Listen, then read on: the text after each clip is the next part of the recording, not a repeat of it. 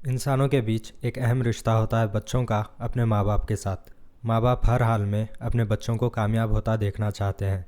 उनकी गलतियों को नज़रअंदाज करके उन्हें आगे बढ़ने के कई मौके देते हैं और उनकी मदद के लिए हमेशा तैयार रहते हैं। उन्हें पढ़ाने को, उनके लिए प्रोवाइड करने को और उनकी ख्वाहिशों को पूरा करने को अपनी ज़िम्मेदारी समझते हैं। लेकिन इस ज़िम्मेदारी में भी वो ख़ुद को खुश रखने की कोशिश करते हैं। लेकिन क्या हो जब ये रिस्पॉन्सिबिलिटी आप पर एक बर्डन बनने लगे और आपकी इस जिम्मेदारी को आपके बच्चे आप ही के ख़िलाफ़ इस्तेमाल करने लगे। आज की कहानी ऐसे ही एक माँ बाप की है जिन्होंने वो सब किया जो उनके बेटे को किसी दिन एक रिस्पॉन्सिबल आदमी बनाता, लेकिन उनकी तरफ से की गई हर कोशिश के बाद भी उनका ये सपना एक सपना ही रह गया। और इतना ही नहीं बल्कि उनके इस सपोर्ट का बदला उनसे उनकी जान लेकर चुकाया गया। जोएल गाय जूनियर उसके माँ बाप को ऐसी मौत देता है जिसका हम में से कई लोग ख्याल भी नहीं करना चाहेंगे। अगर आप सेंसिटिव टाइप के इंसान हैं तो इस वीडियो को यहीं छोड़ सकते हैं, क्योंकि इस कहानी की डिटेल्स काफ़ी डिस्टर्बिंग हैं। जोएल गाय सीनियर के 4 बच्चे थे। उनमें से 3 बेटियां चैंडिस, मिशेल और एंजेला उसकी पहली वाइफ से थीं। लेकिन शादी टूटने के बाद दूसरी बीवी लीसा गाय से 1988 में एक लड़का होता है जिसका नाम जोएल गाय सीनियर ने अपने नाम पर रखा। जोएल गाय जूनियर मतलब जोएल गाय सीनियर फादर और जोएल गाय जूनियर बेटा था। गाय फैमिली होम में सिर्फ जोएल सीनियर और लीसा गाय रहते थे। चैंडिस, मिशेल और एंजेला टेनेसी स्टेट में कहीं और सेपरेटली सेटल्ड थीं और जोएल जूनियर अपनी पढ़ाई के लिए लुइजियाना स्टेट में था। जोएल गाय जूनियर बचपन से ही एक होनहार और काफ़ी इंटेलिजेंट लड़का था जो क्लास में हमेशा हाई मार्क्स लाता। 2006 में वो Louisiana school for math, science and arts से ग्रेजुएशन कंप्लीट करता है। फिर वो प्लास्टिक सर्जन बनने की उम्मीद से लुइजियाना स्टेट यूनिवर्सिटी अटेंड करने लगता है। लेकिन जोएल गाय जूनियर के हाई मार्क्स से उसके फ्यूचर को ब्राइट समझना एक गलती होगी। क्लास में हमेशा हाई मार्क्स लाने वाला जोएल गाय जूनियर 28 साल की उम्र तक अनएम्प्लॉयड था, बल्कि उसने ज़िंदगी में कभी काम किया ही नहीं था और अपने इंट्रोवर्टेड नेचर की वजह से वो हमेशा लोगों से दूर रहता। यहाँ तक कि वो अपने घर वालों से भी ज़्यादा बात नहीं करता। उसके इस एसोशल बिहेवियर की वजह से उसके ज़्यादा दोस्त भी नहीं थे। जोएल गाय जूनियर प्लास्टिक सर्जरी की पढ़ाई या ट्रेनिंग के लिए लुइजियाना स्टेट के बैटन रूज शहर में एक रूम रेंट पर लेकर रह रहा था। लेकिन रूम के रेंट से लेकर यूनिवर्सिटी की फ़ीस का सारा खर्चा उसकी माँ लीसा गाय उठा रही थी। यहाँ तक कि कुछ सोर्सेज के मुताबिक लीसा गाय ने पार्ट टाइम जॉब करनी सिर्फ इसलिए शुरू की थी ताकि वो जोएल गाय की पढ़ाई का खर्चा उठा सके। जोएल गाय जूनियर फाइनेंशियली पूरी तरह अपने माँ बाप पर डिपेंडेंट था, लेकिन ये सब इस तरह कब तक चल सकता था। जोएल गाय सीनियर एक इंजीनियरिंग कंपनी में काम करता था और लीसा गाय कंपनी में एचआर के तौर पर काम करती थी। दोनों ने अपने वर्किंग टाइम में ठीक ठाक सेविंग करके रख ली थी और दोनों अब प्रोफेशनल लाइफ को अलविदा करके रिटायर होना चाहते थे। उन्होंने अपना घर बेचकर जोएल गाय सीनियर की माँ का घर खरीद लिया, जहाँ पर वो रिटायरमेंट के बाद सेटल होने की तैयारी कर रहे थे। लेकिन अभी इस घर को छोड़ने में कुछ वक्त बाकी था और ये फैमिली मेम्बर्स के लिए एक अच्छा मौका था आने वाली थैंक्सगिविंग की हॉलीडे इस घर में आखिरी बार मिलकर सेलिब्रेट करने का। उन्होंने अपने रिटायरमेंट के प्लान को अपने कोवर्कर्स और अपने बच्चों के साथ शेयर किया। साथ ही लीसा गाय और जोएल गाय ने उन्हें बताया कि वो अब जोएल गाय जूनियर को फाइनेंशियली सपोर्ट नहीं करने वाले और उसका अब अपने पैरों पर खड़ने का समय आ गया है। इसके बारे में जोएल जूनियर को पता था या नहीं, ये बात पक्के तौर पर नहीं कही जा सकती, लेकिन ऐसा लगता है कि उसे इस चीज़ का एहसास हो गया था कि अब उसके माँ बाप उसका खर्चा नहीं उठाने वाले। यूनाइटेड स्टेट्स में थैंक्सगिविंग फेस्टिवल सेलिब्रेट किया जाता है और ये एक नेशनल हॉलीडे का दिन होता है। 2016 नवंबर 24 को इस थैंक्सगिविंग के मौके पर सभी फैमिली मेम्बर्स गाय फैमिली होम में हॉलीडे सेलिब्रेट करने के लिए जमा होते हैं। इस सेलिब्रेशन के लिए जोएल जूनियर की बहनें चैंडिस, एंजेला और मिशेल भी आई थीं। मिशेल ने अपने 3 बच्चों को भी साथ लाया था। सेलिब्रेशन ठीक था, लेकिन वहां पहुंचते ही सब ये देखकर सरप्राइज थे कि जोएल जूनियर भी सेलिब्रेशन में मौजूद था और वो हर बार की तरह इस बार अपने रूम में सबसे अलग नहीं था, जैसा कि उसकी आदत थी। इस टाइम वो सोशलाइज करने की कोशिश कर रहा था, बल्कि उसने बाहर आकर सबके साथ सेलिब्रेट किया और सबसे बात भी की। यहाँ तक कि उसने अपनी बहन के बच्चों को अपने पुराने खिलौने भी दिए, जबकि अब तक वो उन बच्चों के नाम तक नहीं जानता था। ये सब उसके कैरेक्टर से बिल्कुल अलग था। लोगों से मिलना और सेलिब्रेट करना जोएल जैसे सोशल इंडिविजुअल के लिए काफ़ी अजीब था और वो ऐसा क्यों कर रहा था ये उनको जल्द ही पता लगने वाला था। ये सब घर वालों को थोड़ा अजीब तो लगा, लेकिन उस वक्त उसके बिहेवियर से किसी को क्या तकलीफ़ हो सकती थी। फेस्टिवल की सेलिब्रेशन ख़त्म होने पर जोएल की बहनें अपने अपने घर चली जाती हैं, लेकिन जोएल गाय जूनियर उसके फादर के किसी काम में मदद करने के लिए घर में ही रुक जाता है।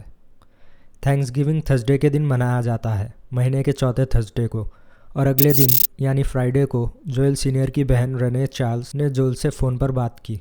लेकिन अजीब तरीके से जब उसने जोएल सीनियर को अगले दिन यानी सैटरडे को कॉल किया तो उसे जोएल सीनियर की तरफ से कोई रिस्पॉन्स नहीं मिला। यहाँ तक कि वो अपनी बेटी चैंडिस की कॉल्स का भी जवाब नहीं दे रहा था।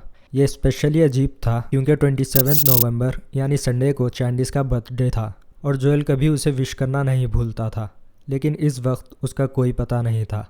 लिसा गाई, चैंडिस की स्टेप मदर, वो भी कॉल्स और टेक्स्ट का जवाब नहीं दे रही थी। लिसा गाई के कंपनी में आखिरी कुछ दिन बाकी रह गए थे और मंडे के दिन उसका और उसके कोवर्कर्स का साथ मिलकर लंच करने का एक प्लान था।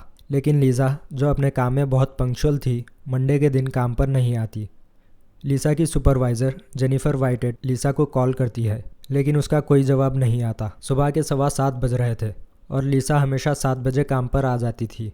इस तरह लिसा का काम पर बिना बताए ना आना लिसा की सुपरवाइज़र को काफ़ी अजीब लगा और उसने पुलिस को कॉल कर लिसा पर एक वेलफेयर चेक करने को कहा, यह देखने के लिए कि वो सही सलामत अपने घर पर है। लेकिन पुलिस घर के बाहर से ही आकर लौट गई क्योंकि उन्हें वहाँ कुछ सस्पिशियस नहीं लगा। लेकिन जेनिफर को पता था कि कुछ ना कुछ ज़रूर हुआ है, वरना लिसा एक बार कॉल करके काम पर ना आने की नोटिस ज़रूर देती। इसलिए जेनिफर ने पुलिस से फिर से लिसा के घर पर जाकर चेक करने के लिए कहा। जेनिफर के कहने पर पुलिस ने दोबारा जाकर जांच करने का फैसला किया और पहले की तरह ही बाहर से कुछ भी अजीब नहीं लग रहा था। घर के बाहर गाड़ियां पार्क थीं। फ्रंट डोर से घर के अंदर देखने पर टेबल पर कुछ सामान नज़र आया। पुलिस ने पड़ोसियों से बात की, लेकिन लीजा और जोल कहीं नज़र नहीं आ रहे थे। ऐसे में पुलिस पीछे के रास्ते से बैकयार्ड में जाके चीज़ों का जायज़ा करती है। बैकडोर का डोर नॉब मिसिंग था और दरवाजे का ग्लास टच करने पर गर्म था। घर को किसी ने अंदर से किसी तरह गर्म किया हुआ था। उन्हें वहाँ कुछ केमिकल्स की बू भी आ रही थी। ऐसे अजीब हालात को देखते हुए पुलिस गैरेज के ज़रिए घर में जाने का फ़ैसला करती है। घर में घुसते ही ऑफिसर्स को केमिकल्स की तेज़ बू और बेहद गर्मी का एहसास होता है। किचन के एरिया में फ्लोर पर कुछ सामान रखा हुआ था और चूल्हा और ओवन ऑन था। दोनों ही हाई टेम्परेचर पर सेट थे और चूल्हे पर एक पॉट रखा हुआ मिलता है। इस बात से बिल्कुल अनजान कि पॉट में क्या था, डिटेक्टिव्स घर के दूसरे हिस्सों की तलाश जारी रखते हैं और नीचे किसी से कोई रिस्पॉन्स ना मिलने पर वो सीढ़ियों से ऊपर कमरों की तरफ जाते हैं। डिटेक्टिव्स को सीढ़ियों पर और सीढ़ियों की दीवार पर कुछ रेडिश ब्राउन कलर के निशान नज़र आते हैं। ये खून के निशान लग रहे थे। सीढ़ियों से ऊपर जाने पर किसी के कटे हुए कपड़े पड़े थे और कारपेट पर और भी ज़्यादा खून था। यहाँ गर्मी नीचे से ज़्यादा थी। हॉल में नज़र फिराने पर डिटेक्टिव्स को जिम के एरिया में 2 हाथ दिखते हैं, लेकिन कैच ये था कि ये हाथ किसी बॉडी से जुड़े नहीं थे। इस वक्त ऑफिसर समझ गए कि ये एक क्राइम सीन है और वो घर से बाहर निकलकर बैकअप का इंतज़ार करते हैं। तो गाई होम में एग्जैक्टली हुआ क्या था? 26 नवंबर 2016 को जोएल जूनियर अपने प्लान पर एक्ट करता है और पहले जिम रूम में वो जोएल सीनियर पर चाकू से हमला करता है। जोएल जूनियर ने उसके बाप को कम से कम 42 बार चाकू मारा। हमला इतना ब्रूटल था कि जोएल सीनियर की फसली की हड्डियों पर भी चाकू के निशान पड़ गए थे। जोएल सीनियर की अपनी जान बचाने की कोशिश का अंदाज़ा वहाँ पर पड़े खून से लगाया जा सकता है। वहाँ पड़ा खून एक बेदर्दी से किए गए कत्ल का सबूत था। जोएल सीनियर के हाथों पर डिफेंसिव वुंड्स के निशान थे, मतलब हमले के वक्त उसने अपने अटैकर से बचने की बहुत कोशिश की, लेकिन अफसोसनाक तरीके से वो हमला रोक पाने में सफल नहीं रहा और अपने बेटे के हाथों दर्दनाक अंदाज में मारा गया।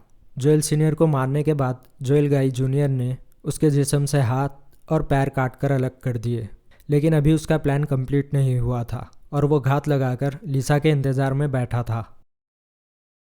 लिसा ग्रोसरी का सामान लेकर वापस लौटती है और सीढ़ियों पर चढ़ने पर जोएल जूनियर उस पर भी हमला कर देता है। उसने लिसा को कम से कम 31 बार चाकू मारा, लेकिन इस बार वो एक कदम आगे जाकर उसका सर भी उसकी बॉडी से अलग कर देता है। सीन के प्रॉपर एग्जामिनेशन पर पता चलता है कि ऑफिसर्स ने जो 2 हाथ कटे हुए देखे थे वो जोएल गाई सीनियर के थे और लिसा गाई का सर उन्हें किचन में स्टोव पर रखे पॉट में मिलता है। उसने उसकी माँ का कटा हुआ सर स्टोव में रख के उबलने के लिए इसलिए छोड़ा था ताकि उसे ठिकाने लगाने में आसानी हो। मास्टर बेडरूम के अंदर एक अटैच्ड बाथरूम था। बाथरूम के सिंक में खून से सनी चाकू थी और बाथरूम फ्लोर पर केमिकल से भरे 2 टब्स रखे थे।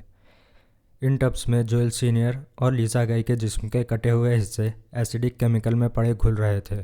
जोएल जूनियर बॉडीज़ को डिकम्पोज करके इन मर्डर्स को छुपाना चाहता था, इसलिए उसने हीटर को भी हाई टेम्परेचर पर सेट कर दिया था। लेकिन बॉडीज़ एसिड में घुलती उससे पहले ही क्राइम सीन डिस्कवर हो गया था और इतने सारे एविडेंस की रोशनी में ये जाहिर था कि वो लीसा और जोएल सीनियर को सिर्फ मारना नहीं चाहता था, बल्कि उन्हें दर्दनाक मौत देना उसका मकसद था। जोएल गाई जूनियर एक मॉन्स्टर था जिसने उसके माँ बाप के सालों के सपोर्ट का बदला उनको ब्रूटली कत्ल करके चुकाया। ये क्राइम सीन सीजन्ड ऑफिसर्स के लिए भी बहुत शॉकिंग था और जहाँ तक बात सबूत की थी तो पुलिस के पास उसकी कोई कमी नहीं थी। पहले तो जोएल गाई जूनियर ही एक अकेला शख्स था जो उस घर में दोनों विक्टिम्स के साथ रह रहा था और क्राइम सीन पर दोनों को मर्डर्ड पाना और जोएल का वहाँ से गायब होना अपने आप में एक अजीब चीज़ थी। और तो और पुलिस को थोड़ी और इन्वेस्टिगेशन करने पर जोएल गाई जूनियर का ये सीसीटीवी वीडियो पास ही के सुपरमार्केट से मिलता है, जिसमें उसको मर्डर्स से कुछ दिन पहले ही मर्डर के लिए सामान लेते हुए देखा जा सकता है। इसके अलावा जब पुलिस जोएल गाई जूनियर को अरेस्ट करती है तब उसके हाथों पर कटने के निशान थे जो कि उसे हमला करने के दौरान लगे होंगे और वो हमले के ही दिन सुपरमार्केट से अपने ज़ख्मों के लिए बैंडेजेस लेता है। लेकिन सबसे ठोस सबूत शायद उसकी वो नोटबुक होगी जो पुलिस को जोएल के बैग से मिली, जिसमें मर्डर का प्लान डिटेल तरीके से लिखा हुआ था। इस बुक में जोएल ने डिटेल्ड तरीके से दोनों विक्टिम्स को मारने और सबूत मिटाने का प्लान लिखा था। जोएल के प्लान के हिसाब से वो लीसा के मर्डर के लिए जोएल सीनियर को जिम्मेदार दिखाना चाहता था और उसने बॉडीज डिकम्पोज होने के बाद घर में आग लगाने का प्लान बनाया ताकि कोई भी ऐसा सबूत बाकी ना रहे जिससे इस जुर्म का राज खुले। अब क्योंकि वो दोनों उसको फाइनेंशियली सपोर्ट नहीं करने वाले थे और जोएल खुद भी काम नहीं करना चाहता था, उसने सोचा कि वो दोनों विक्टिम्स को मारकर उनके लाइफ इंश्योरेंस के पैसे हासिल कर लेगा, जिससे वो अपने सेडेंट्री लाइफस्टाइल को कंटिन्यू रखेगा। जोएल के प्लान के मुताबिक वो मर्डर्स के बाद लीसा की $5 लाख की लाइफ इंश्योरेंस क्लेम करने वाला था और जोएल उसके फादर की प्रॉपर्टी और एसेट्स भी अपने नाम करना चाहता था। लेकिन जोएल ने खुद को जितना स्मार्ट समझा था वो था नहीं।